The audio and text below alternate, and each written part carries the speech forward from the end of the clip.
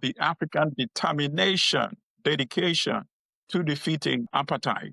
Yeah. Why can we have that type of energy and determination to create African unity, number one? Number two, to industrialize Africa?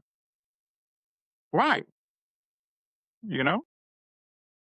I think again of our educational indoctrination Mm. and also just the machinations of these Western powers. I'm not going to say we obviously once we make a decision that we're going to overcome them, we will.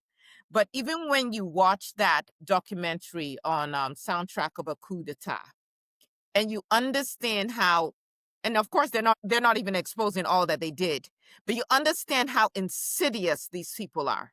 So you're fighting the UN, you're fighting CIA, you're fighting M60. I mean, it's like all these different groups, and in the meantime, they are seeding confusion. Mm. Yeah.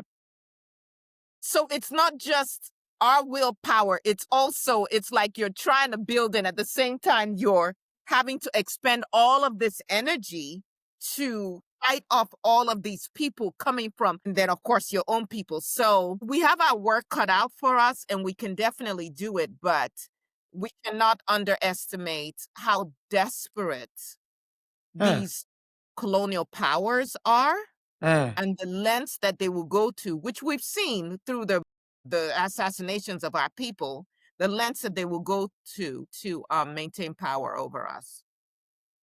I mean, I just want to underscore a point with regards to the quote unquote, the synergy between the American settler colonial project and South Africa. Gerard Horn wrote a book a couple of years ago titled White Supremacy Confronted. It's quite a piece, but listen, it ties everything together from the independence movement to how Africa's role was undermined in the UN, which is what you were speaking to with regards to Soundtrack of a Coup d'etat.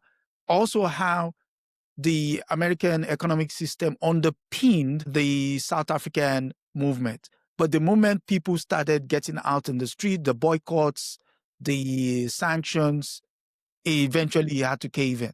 And so it will be remiss of us if we don't revisit that history and understand what is still at play. Because after all, the only reason why apartheid fell was because of economics. And it became no longer tenable to, support a dying system. So any final thoughts before we move on?